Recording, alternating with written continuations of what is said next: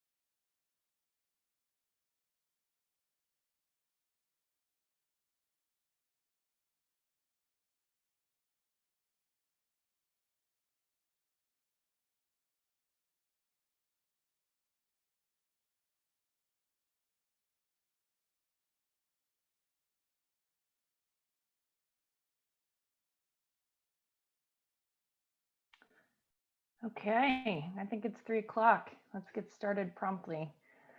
It is my pleasure to welcome you to today's webinar. I'm Kaitlin Brewer. I'm the president and CEO of Darkness to Light, and I'll be moderating today's conversation.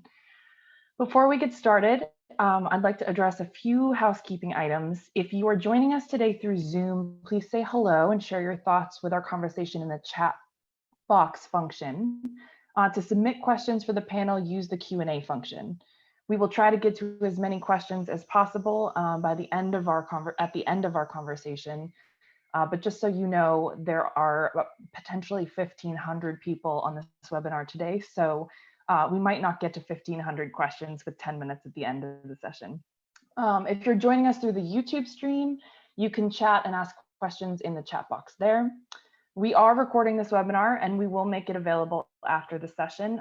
We will also be providing contact info and resource links from all of our amazing panelists today. So make sure you watch for that email when we're done. Lovely. So let's get started. First of all, I just want to thank each and every one of our panelists for jumping on with me today. I know it's probably the first time everyone's put on a real blouse and makeup in weeks.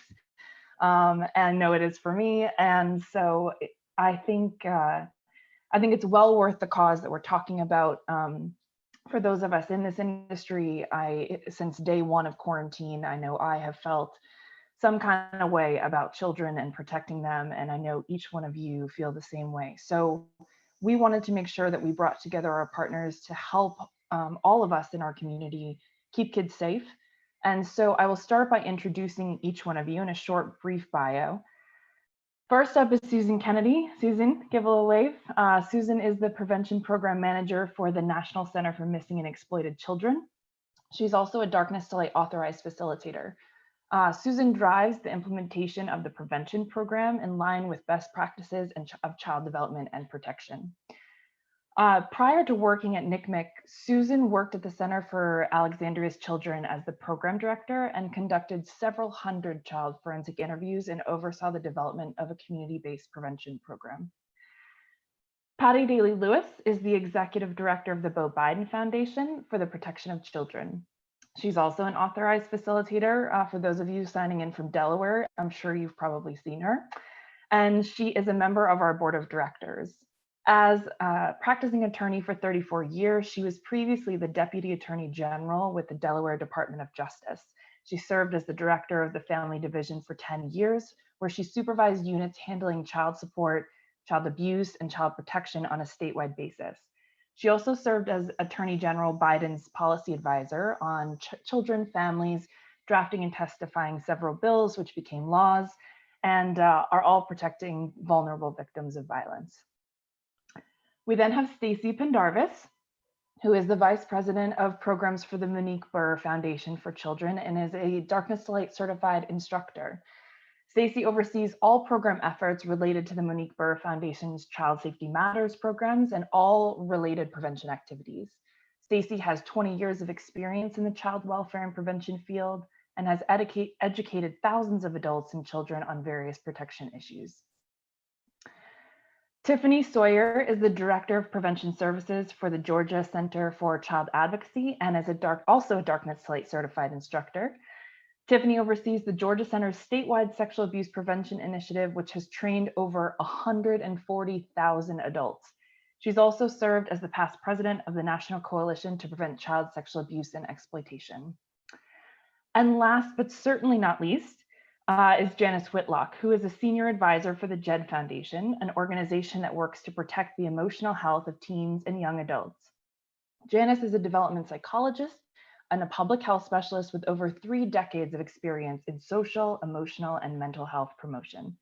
She is the founder and director of the Cornell Research Program in Self-Injury and Recovery and currently serves as the Associate Director for Teaching and Training in the Bronfenbrenner Center for Translational Research at Cornell University. So thank you again, my distinguished panelists, for joining. So I would like to start by moving into some basic conversation about meeting the basic needs of children during this time. So we went from, long-term strategy and prevention to crisis mode. And so, Stacy, I'm going to pose the first question to you, and just how have you at the Monique Burr Foundation sort of thought about how COVID-19 has changed the way we think about a child's basic needs? I don't know, Kaitlin, if it's necessarily changed the way we think about it. I'm a social worker, so I always start with the basics. And if a child's basic needs aren't met, then you can't meet their higher level needs. So we just kind of went back to the basics, and we're trying to make sure that everybody is on board with that message. Schools had to shift gears so quickly. I was having a conversation with a district level, well, actually it was a school board member, and she said it was like Turning a aircraft carrier on a dime is what they basically had to endure to make that shift. And in 1 or 2 weeks of kids being on spring break, bring them all back virtually. And so I know, schools have done a really good job of thinking through things like our kids getting food, and a lot of districts are providing nutritional services and laptops and Wi-Fi. But I really wonder if they've thought through the safety needs of kids. So if you think about Maslow's hierarchy, you've got basic physiological needs, and then you've got safety needs before you can move on to all the other needs. And learning's at the top. So learning's the last thing that we can prepare kids to do. So what we're doing is we're really just trying to continue the message that, safety is essential. And, right now we're all child advocates, so we're all very keenly aware of the increased risk that kids are, in isolation, potentially with abusers, and the fact that educators are some of our top reporters in this country, and educators aren't in touch with those kids as much right now. And we're trying to give adults really concrete, actionable things that they can do to stay in touch with kids. So, make sure their basic needs are met, do distance check-ins. When we were on the call the other day, you mentioned a safe word. We've talked about safe words, using apps like Mood Meter, which is a quick way for an adult to check in with kids. So we're really just trying to provide resources that give concrete things that people can do. Tiffany, I would love for you to expand on that a little bit. What are some of the actionable things that adults can do, now that they're distancing? I think Stacy's point about teachers being 52% of the reports is an incredibly important conversation. So what are you finding at the Georgia Center that you're talking about with your constituents? Yeah, so one of the things that we're doing is trying to identify those adults who are still having contact with children, whether it be teachers virtually, whether it be other school professionals face-to-face. A lot of our schools, as Stacy mentioned, are providing those nutritional resources for families. And so our nutrition staff, and in some cases our bus drivers, are delivering that food and other services to families. And so getting to those individuals and helping them understand, what are some questions that you can be asking children, not only to address their physical safety, but also their emotional safety as well.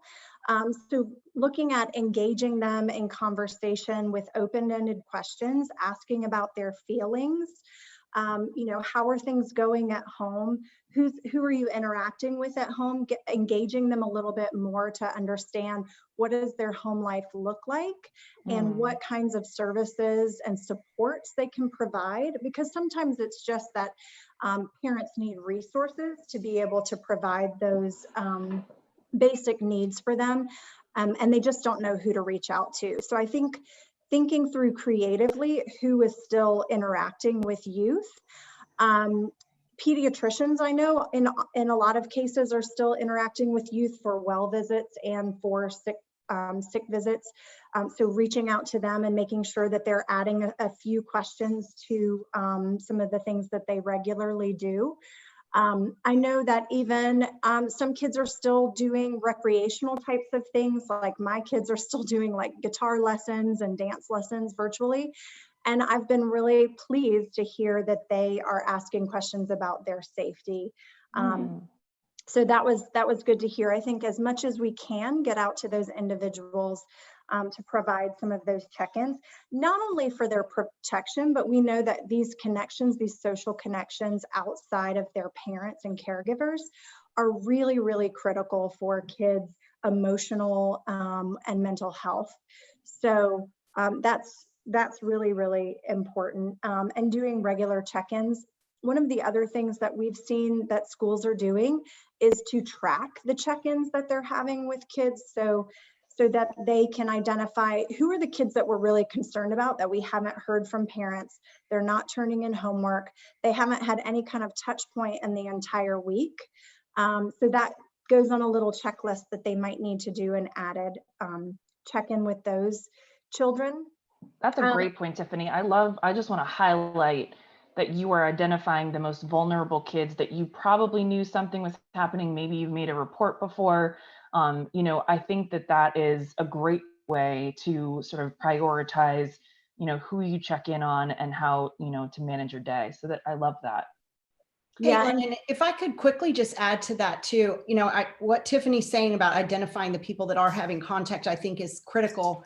But I also think we all need to be making sure that the people we know are checking in on kids in their lives too. So, you know, have your child have a Zoom call or a FaceTime call with their friends, but that gives you the opportunity to check in with those kids as well. Reaching out to family members, neighbors, in ways that maybe we didn't do before when we saw them every day or we interacted in person every day. But now we have to step it up and do it virtually, but that's going to take a little bit of effort. So I think the more we as child advocates encourage all the adults in a kid's life to be checking in on them, I think that expands the circle that's really kind of watching out for them. yeah, and Stacy, just to add to that, I think it's important for us to remember though that we cannot guarantee any kind of privacy or confidentiality with these conversations. We don't know who's standing on the other side of a laptop or a phone Right. with children there, so they may not be in the view of the video, but so also asking questions, but then providing resources is really helpful for a child. Like, you know, you always have so-and-so to talk to if you need anything, or a school counselor is here to reach out. So identifying resources and providing them with resources at the same time that you're asking questions. Yeah, that's great. I mean, Tiffany, that's a great point, and I think it applies to the pressure that the children are probably feeling. And so, Janice, I want to bring you in here and say, you know, what role does mental health play in how we think about the basic needs of children at this moment in crisis?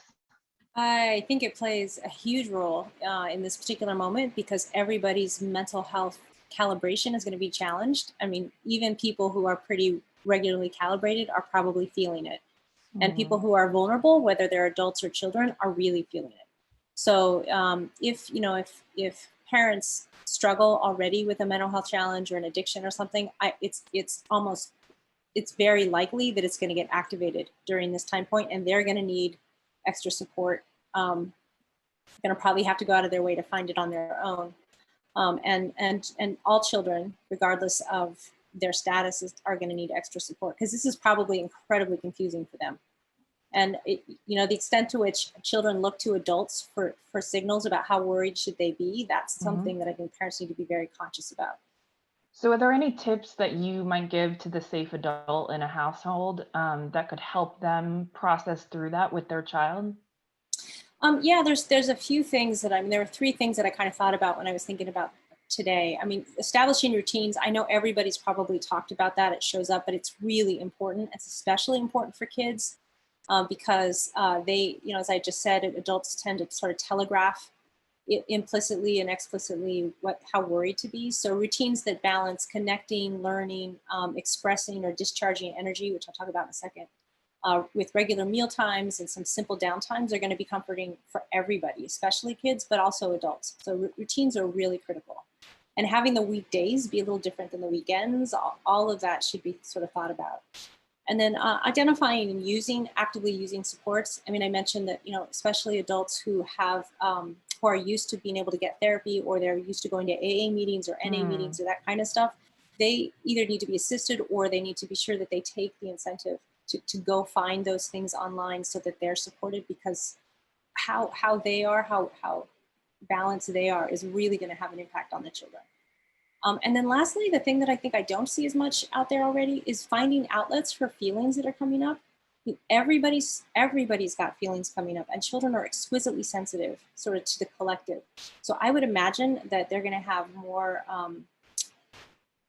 acting out behaviors, potentially more acting in behaviors, certainly more anxiety related behaviors. And everybody needs to know, that that's likely to happen, and that it's really important not to push it down, push it away, but to find an outlet for it.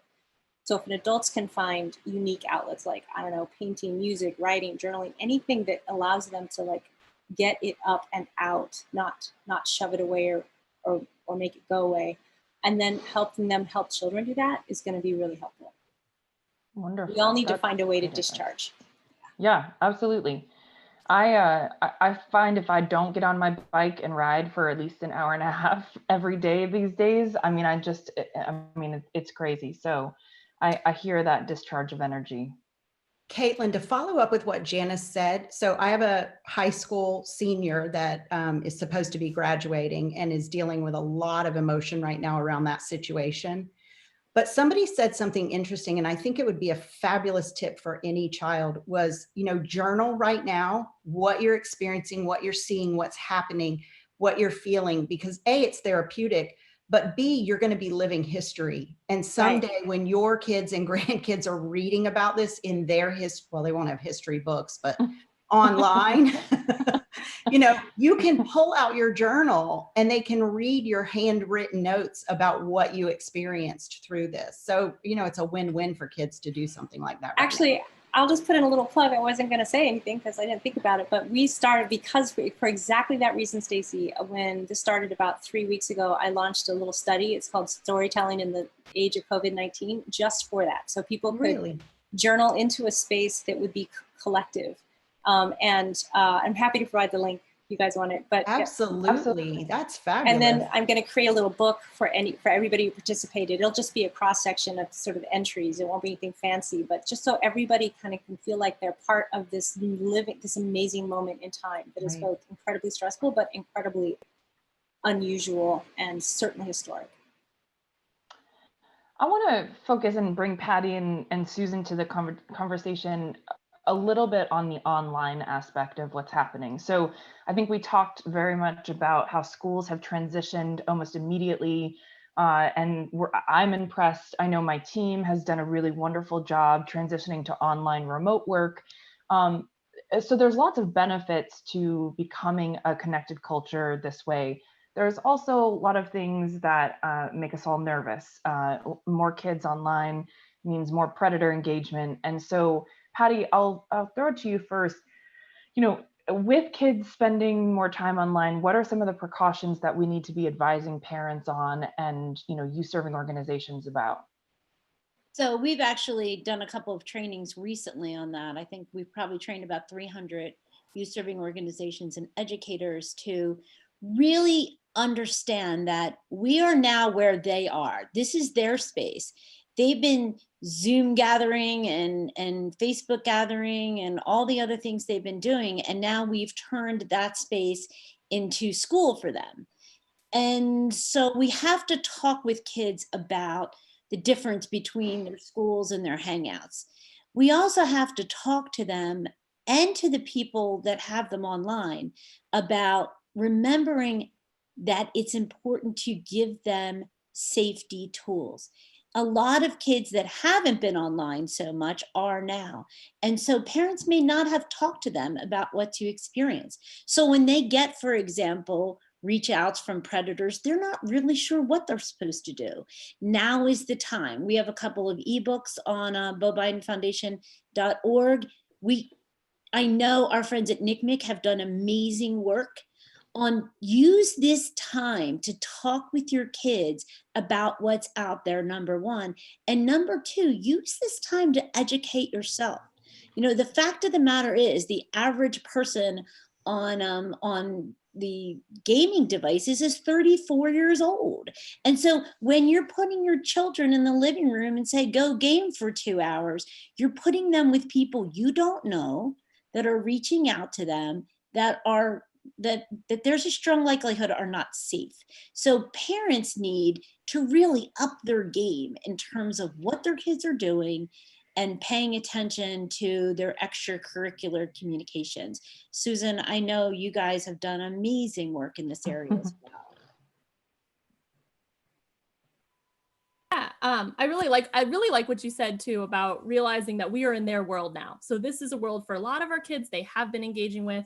And a lot of times they've been doing it without a lot of parental guidance and adult oversight as well. So, figuring out as we are together apart and together online, how do we merge kind of adults and kids, and how do we be online together and talk together? Because what you said is certainly true. Kids need to be equipped with awareness of what's out there, what could happen, what they do with, if something happens. I think too, what we as adults need to keep in mind is that we're not only going to be thinking about dangers or threats that are posed by strangers online, which certainly happens. Certainly we should know about privacy settings. We should talk to kids about privacy settings, but we also need to realize that kids are engaging with people they know who don't always make good choices. And a lot of what we see with sextortion and online enticement and sexting pictures that go out, the players involved are actually people you know. They're peers in class, they are former boyfriends, they are former partners. And so when we talked about with kids about online safety, what we really need to be thinking about is merging the ways we're talking about kids about real world safety with online safety. So if someone's pressuring you to do something that you don't want to do, whether it's a physical, physical thing that your boyfriend wants to do, or it's something that a picture that they want to send, right? The skills, the conversations are more similar than I think we're used to thinking about. And so talking with kids about, what are you going to do online today? Who are you going to see? Show me the apps we're going to use for school and how they work. Show me the apps that you're going to use during your free time and how they work, and what's going on with you today, and what happened with you today. What did you learn? What did you do? Who did you talk to? Was there anything that happened today that, wasn't that great, or anything that made you uncomfortable, or anything that you witnessed? And so making sure that we're having those conversations just as we would think about, and I know it's, as Kaitlin said, I'm a facilitator of Stewards of Children, have been for a very long time. So those kinds of conversations about, when you go to a play date, we're going to talk about what happens if this happens at the play date. And when you return, we're going to check in about it. Same thing with online life is really, really important. And it's possible in the online world to make sure that it is, one of my most favorite part of, and like Susan, I've been a facilitator for 11 years. Mm-hmm. Make sure that every interaction is interruptible. Mm-hmm. Make sure that every interaction is observable. You can do that online. Mm-hmm. Sometimes for teachers, they like to put up a little bit of a fuss, like, we can't do that. That's impossible to do. In fact, it is possible to do.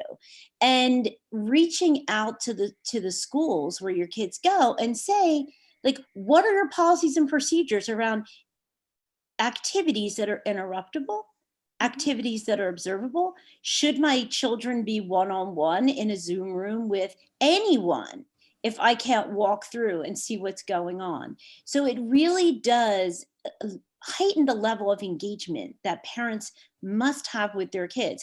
They also need to talk to the schools about the privacy concerns of children. What is the law? Like, Zoom was not built for children. Zoom was built for adults. And so when we look at some of the statutes, both federal and state, around children's privacy, this is serious. We know everybody's trying to engage everybody else, but teachers don't belong taking a picture of their class on Zoom and putting it on their personal page. That's not right. They should never do a thing like that. So parents need to be engaged with schools in terms of, what is your code of conduct for this online learning environment? What are you doing differently? What can we do to help? How can we make sure that no interaction is not observable and not interruptible? Because that is where trouble starts. Yeah.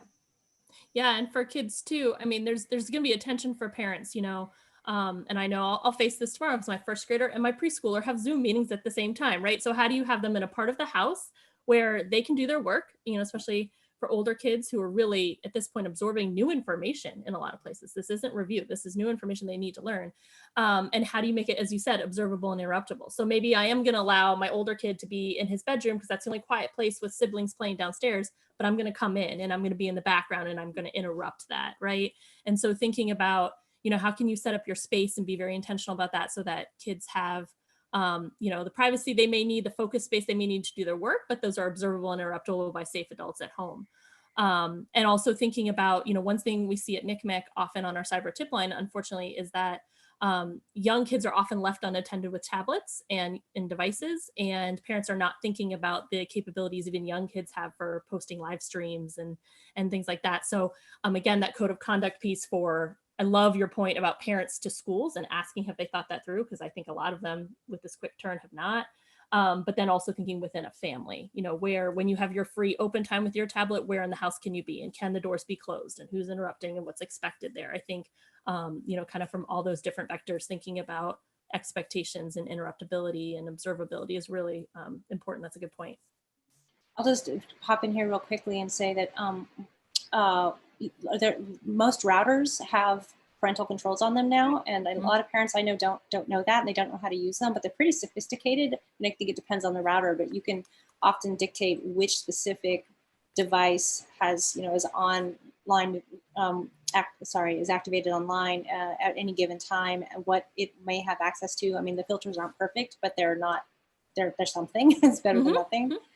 And then also the other thing that I have found really helpful as a parent is to know that my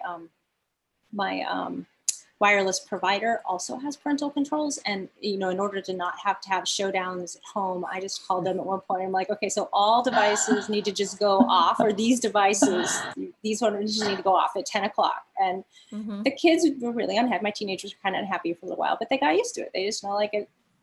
That way I didn't have to worry at 1 o'clock in the morning what my teenagers were doing online. Right. So just know that there's tools.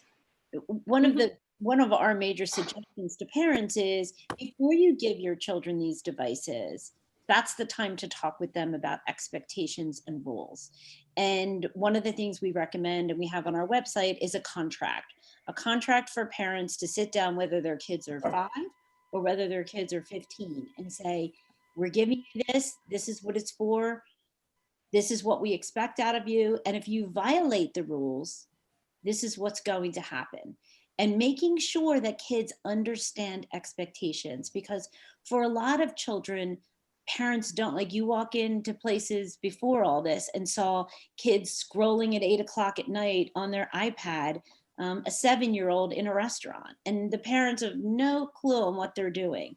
Now it's even more significant. And look, these children are looking to their parents to keep them safe, to keep them grounded. They really have to step up and say, we understand there's risks. We need you to learn. We want you to have fun, but we need you to be safe.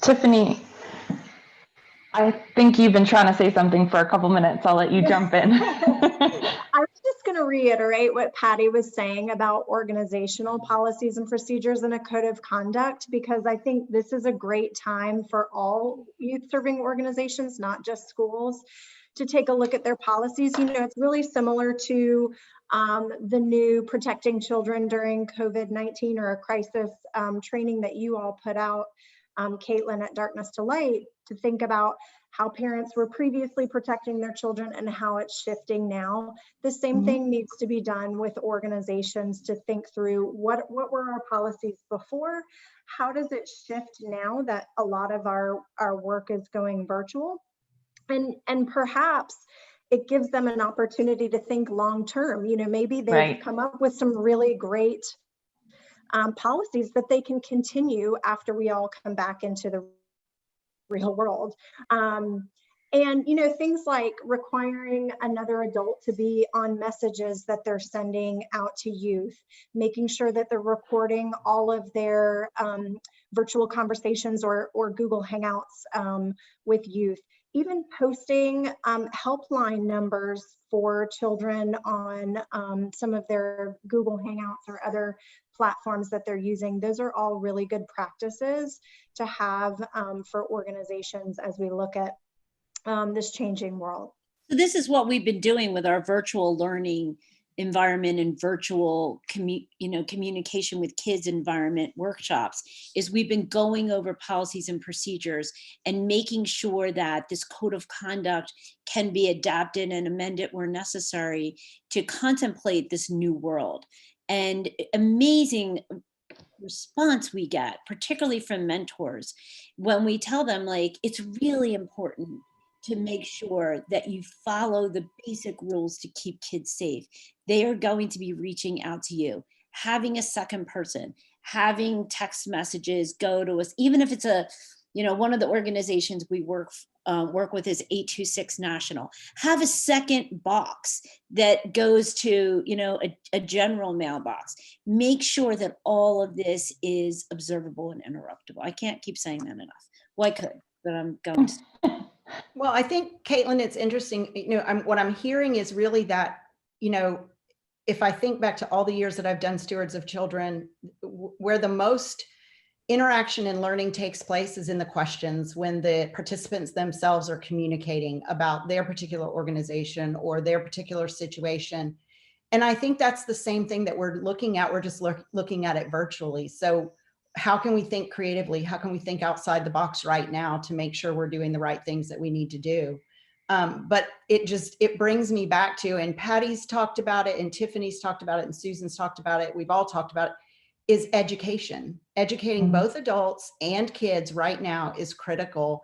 And so we have to do it a little differently. I know we've allowed, we got right early on, we got requests from facilitators. Can we present NBF Child Safety Matters remotely or Teen Safety Matters remotely? And so we came up with tips and guidelines.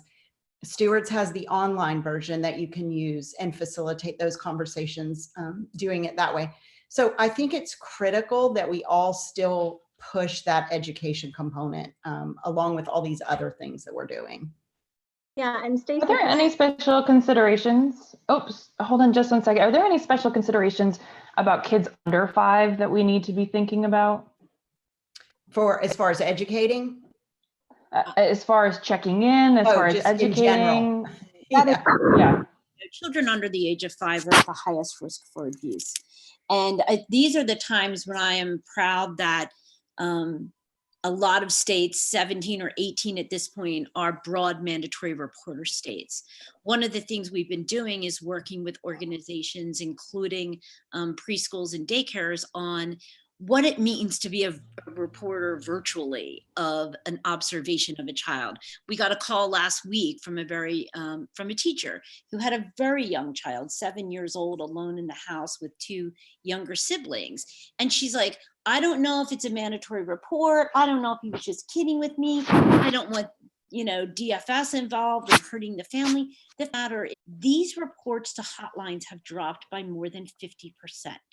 The children that need to be protected are not having eyes on them. So let's, as Tiffany said early, let's make sure that everybody is educated on what to look for. And there are signs virtually with young children as well. And the people that see young children, like grandparents, like neighbors, like the UPS driver, they're the folks we have to make sure understand the importance of safety for young children.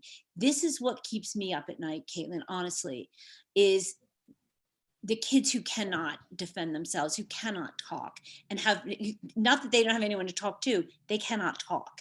And they rely upon other eyes on them. Every single adult has a responsibility to protect children, period. Whether those children are in front of you or whether you're interacting with them virtually, you have that responsibility. And if the call has to be made, the call has to be made. The Division of Family Services around this country are working very hard to get help for the people who need help. I think it was Stacy who mentioned early on, or maybe Janice, about folks who have alcohol and drug problems that aren't able to go and get tested or aren't able to go and meet with people that help keep them clean.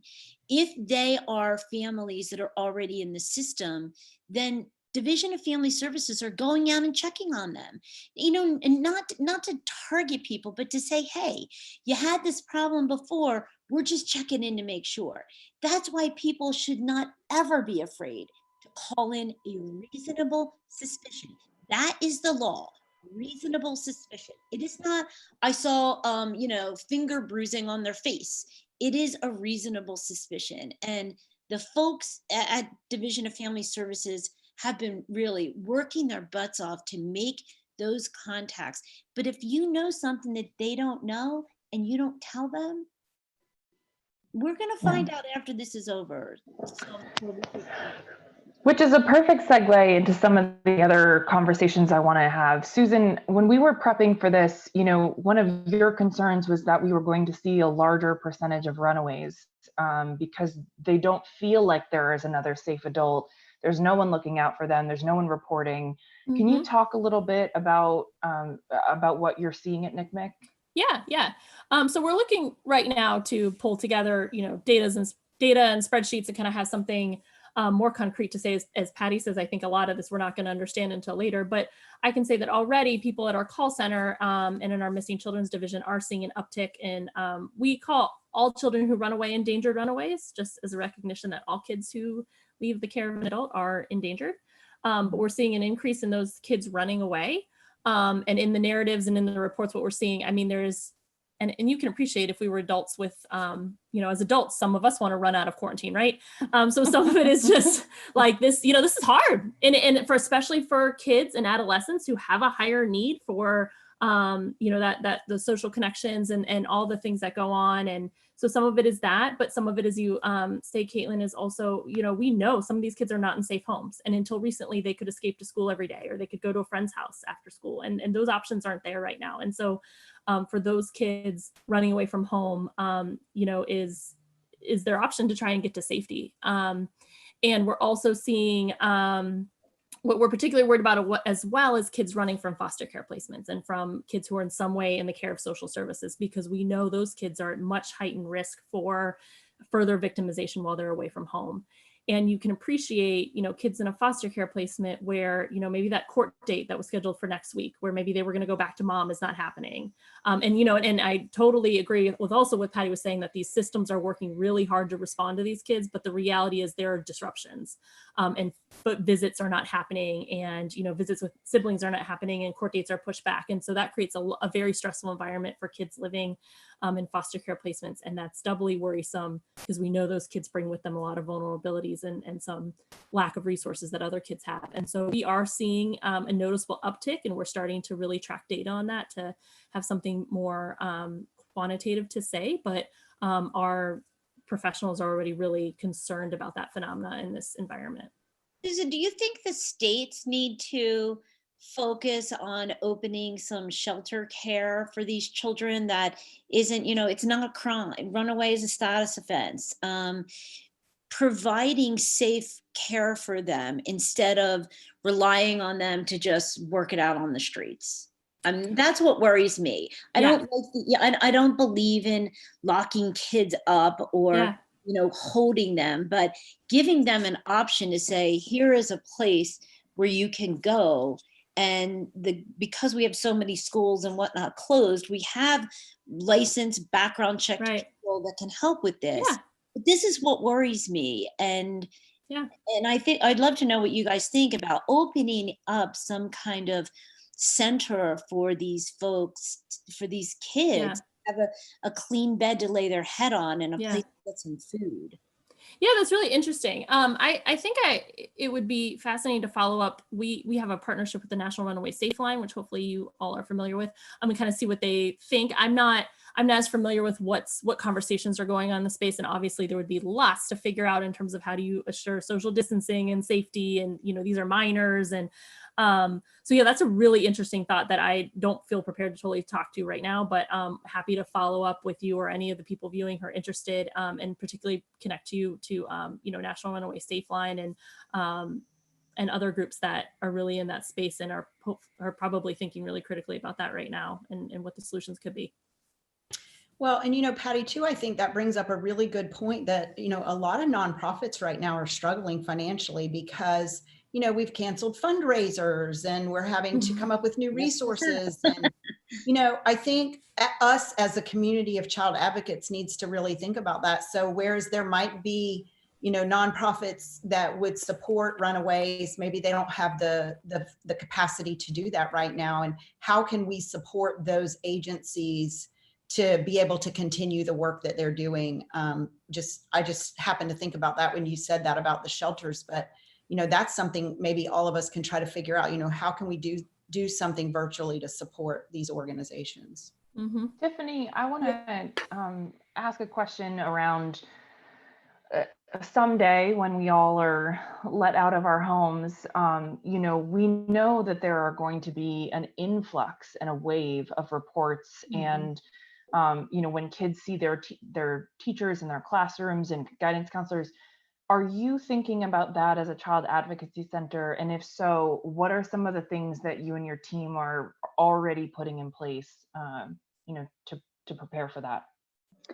Well, I mean, I think definitely we are expecting an uptick.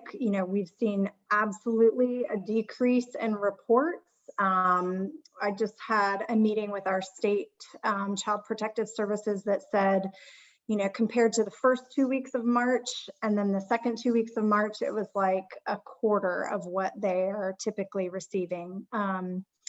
So I think what that means is we are going to have an uptick. So I think several things, thinking proactively about who will be the first people to interact with youth once we are out of quarantine, out of lockdown. So whether those are camp counselors, childcare centers, faith communities, seeing those kids, so providing extra support and education for those individuals.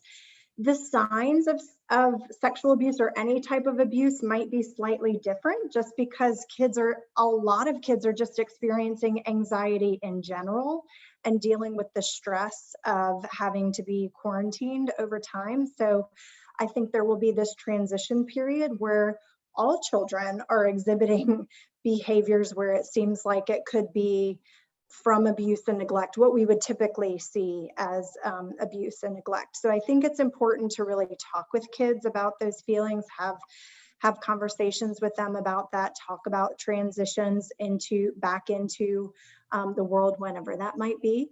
At the same time, our advocacy center, we have started, we're continuing to provide forensic interview services and family advocacy services for families. And looking at, maybe we have to increase our staff level to be able to respond to the uptick in reports. Also, I mean, one of the silver linings is that it's forced us really quickly to provide telemental health services for children where, we can provide those services. So I think it allows us to continue that even beyond the COVID-19, the pandemic.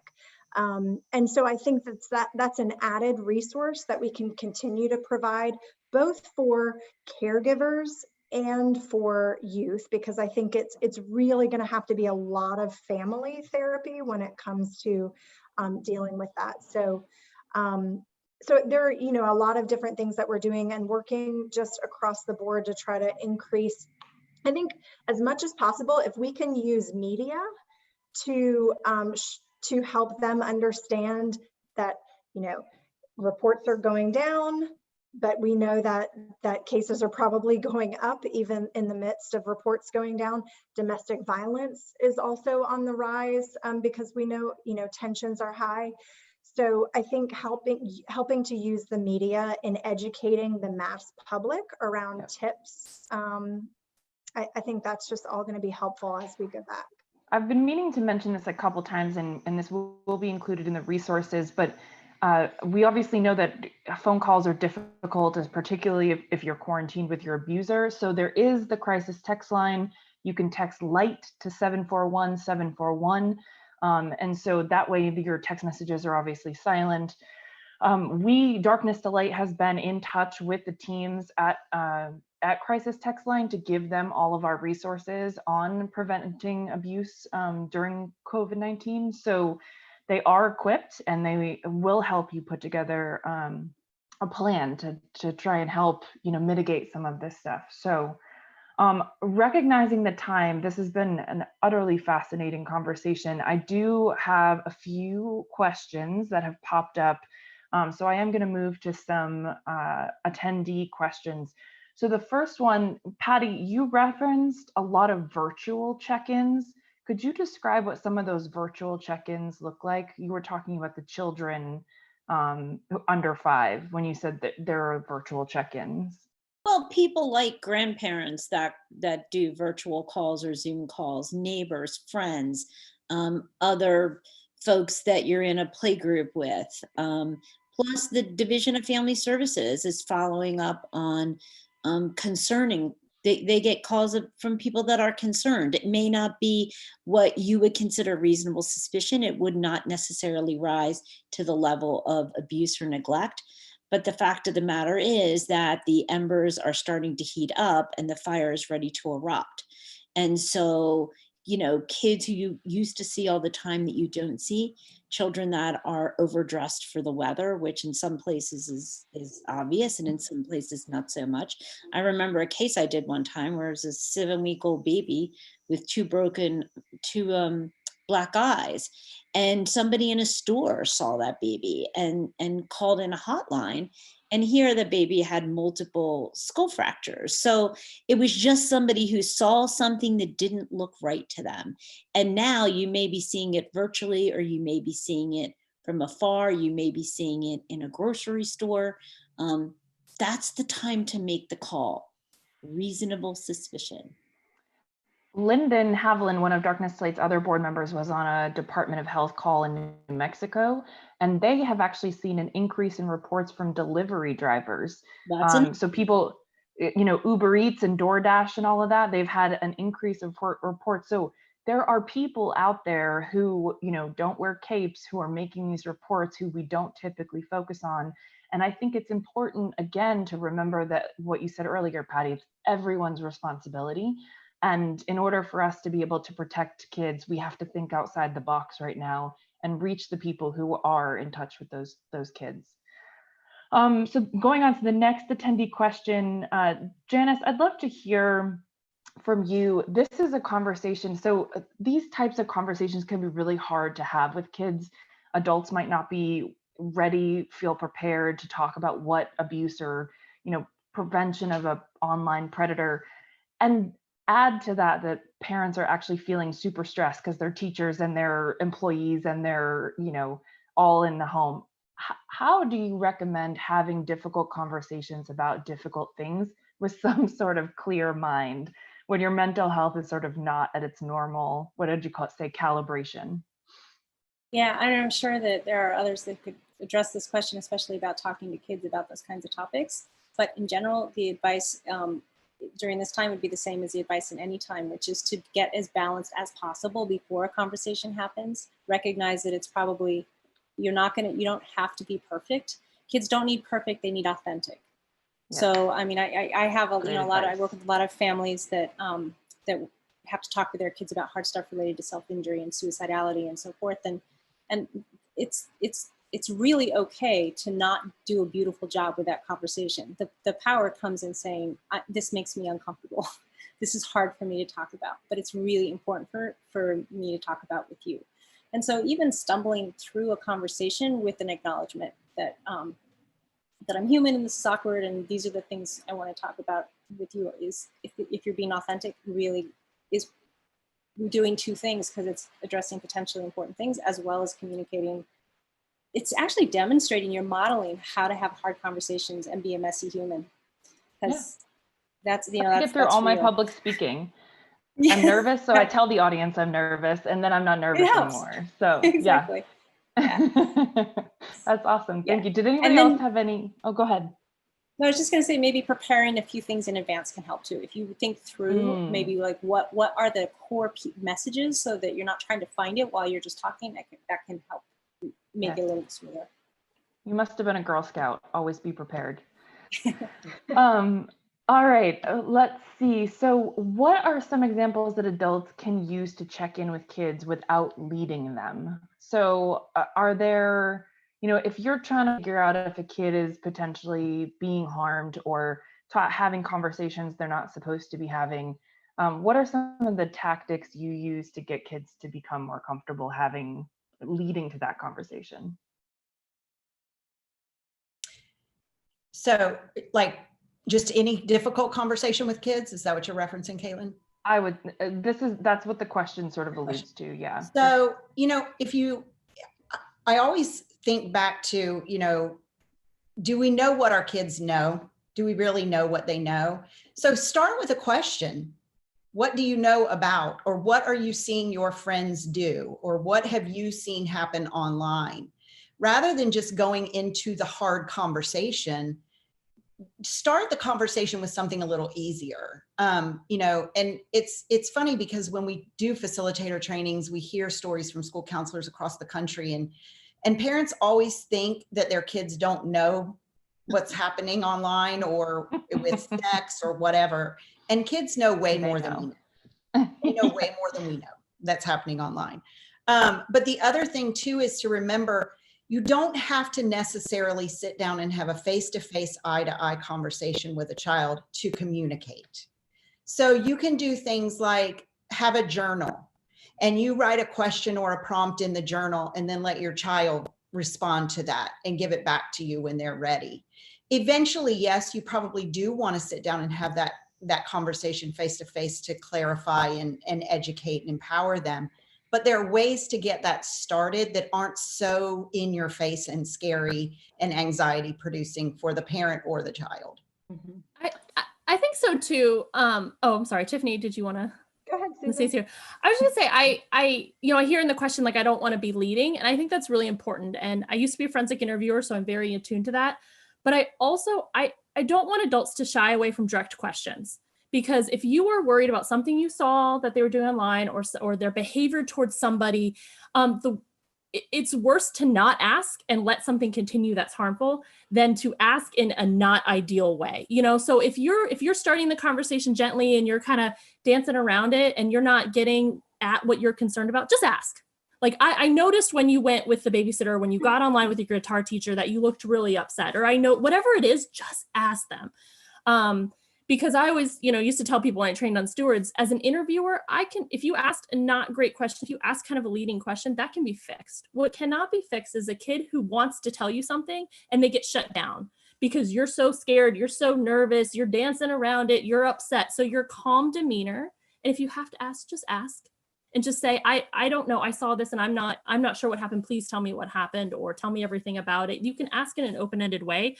Don't get so caught up on not being leading that you're not asking and checking in on kids. Like, don't. So Susan, that's such a great point. And I think, I'm sorry. Go ahead, Patty. Comment about demeanor is really important too, because kids can be turned off so easily by your demeanor. Right. If I ever found out that somebody was doing that to you, I will kill them. Like, that kind of message to a kid is basically saying, don't tell me if someone's doing something to you, because I'm going to have to go out and commit a crime. And that one, you want to start, and it doesn't start, with some deep thoughts. It's just like, hey, anytime. I used to say to my daughter, there is nothing you could ever say to me that would not make me love you. Nothing. So if it's going to make somebody angry or hurt somebody, that's okay. If it's going to hurt me, that's okay. You need to know that whatever you say, I will always love you. I will always support you. And she goes, what is this about? What is this about? But the fact of the matter is, I think she would tell you now that she was never afraid. And her friends still call me. Yeah, I've got this problem. I really don't know who to talk to about it. I think that demeanor is so important, because the looks you can make with your face or your reaction can be so detrimental to children in terms of their being forthcoming. Yeah, and Patty, I would just add, I think that starts, before we have the more accusatory conversations, or maybe not accusatory, but we're asking about something that might have happened. It helps if we've already had more proactive conversations and some of those positive conversations with kids about how much we care about them, how much we love them.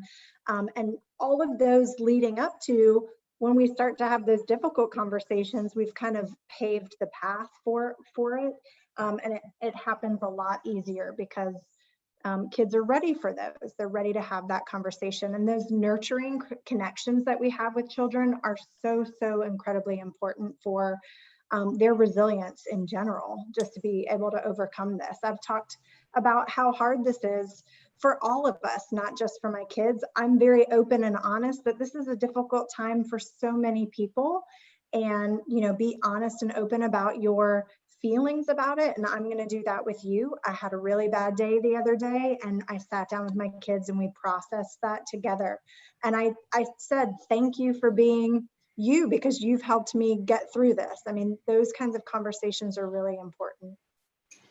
Can I just quickly jump in? And of course, yes. I was just really quickly say, because I want to link to something that was just said, and that is that I worked with a lot of parents who really messed up their first conversation about hard topics because they were afraid or because they didn't know, or all the different things that come up. And one of the most powerful things that can happen is to go back to a kid and to say, I really feel like I messed that up. I did not. This isn't what I wanted to communicate. What I wanted to communicate is, I love you. I'm here. I'm ready, and I can have this conversation now. So can we try again? Because I've noticed that can reopen doors that seem like they're shut sometimes forever. It's when that's the only communication that happens, and there isn't any humility, and there isn't any trying to reopen the door, that things can get really stuck. This has been amazing, and I am very sad to report that we only have 4 minutes left. But I want to take the last question, and I'm so sorry to the attendees. My team has done a great job compiling all of your questions for me, and we won't get to all of them. But my last question to the panelists today is, how can we help reach more at-risk parents and children? Households that aren't online, households that have children with intellectual and physical disabilities, you know, what LGBTQ youth, like what are some of the more at-risk population tactics that we can all take to find and help those adults and kids? I think I've seen a lot of educators doing some drive-bys in communities, and kind of like neighborhood gatherings, but they're not like all getting together, to just say hello and say, I miss you, and I'm thinking about you, and I'm here for you with whatever you need. I think that's been really helpful, just for some. Again, if they're getting food services and things like that, reaching out to those individuals so that they can just check in. One of the other things that our schools are doing is using some IT reports like Go Guardian, which monitors things that kids are looking up online. And so we've had some kids, you know, one kid was looking up suicide 20 times, and this child hadn't checked in at any other point, but a teacher was able to identify that child and make a report because they were concerned about that child for suicide attempts. So I think that we just have to be creative in those ways to kind of reach out to them. I think go where those folks in need are, Kaitlin. So, you know, we have really good relationships with Special Olympics, and we have the Bo Biden Foundation has a partnership with them. We have a partnership with the Down Syndrome Association. So I go on their website every day and I talk about sharing resources. Tiffany just mentioned volunteer where you can, like at food banks, where, you know, you can be a safe distance, and you can also let them know what your expertise is, how you can help them. So look, you run a food bank. This is not all stuff that you may know about, but hey, if you see something that concerns you, call us. We're okay. Yeah, we're all working from home, but please send an email, give me a call. I'm more than willing to sit down with you and go over. We're going to do trainings for some of those folks too through our virtual platforms. We'll go on Zoom. We'll train y'all what to look for. We understand it's not something you ever really worried about, and now you are terrified about it. Yeah. So reach out to those of us who have the experience and expertise, and we can help you in this time of need. Kaitlin, I think that was a critical question, because like I know in Florida, we have some areas that are so rural, they don't even have internet providers. There's no internet. So we can't reach them virtually. They can't be taught virtually.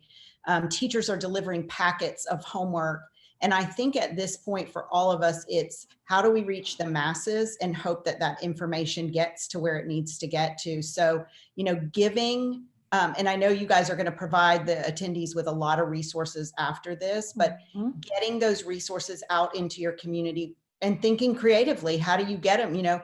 If homework packets are being delivered to kids at home, slip a resource card in there that has hotline numbers, and maybe it will get to the child. We don't know that it will, but all we can do is do the best we can do and hope for the best, and not give up, and just keep trying to find ways to get to those kids that are so at risk and not getting the services that they need right now.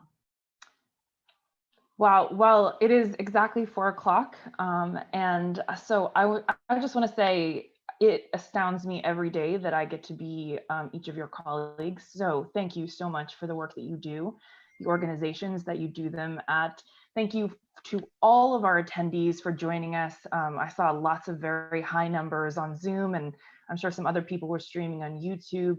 And I also want to give one final shout out to my Darkness to Light team, who worked countless hours behind the scenes to make this possible and to put together all the questions. And I know this was not an easy lift for you all. So we will be sending out follow-up information. If you did not sign up for this and you are streaming on YouTube, please make sure you send your information to us so that we can give you all of the links, and we will add some of the things we talked about, Mood Meter and Good Guardian, and lots of different resources throughout. So we'll make sure we add those resources to the links. But again, thank you all so much. I could not be more proud. Keep up the good work. Go for your bike rides, do your meditation. And hopefully we will see you on the other side very soon, because I miss you all. Thank you, Kaitlin. And again, as a member of your board, I'm so proud that your staff, just amazing, and the leadership that you provide them really is inspirational. So thank you from all of us to you and to your staff. I hope you all stay well and stay safe. And I would say enjoy yourselves. From my couch to my desk, that's basically my life. Thank you all. Take care. Have a wonderful week. Bye-bye. Thanks. Bye. Bye. Bye.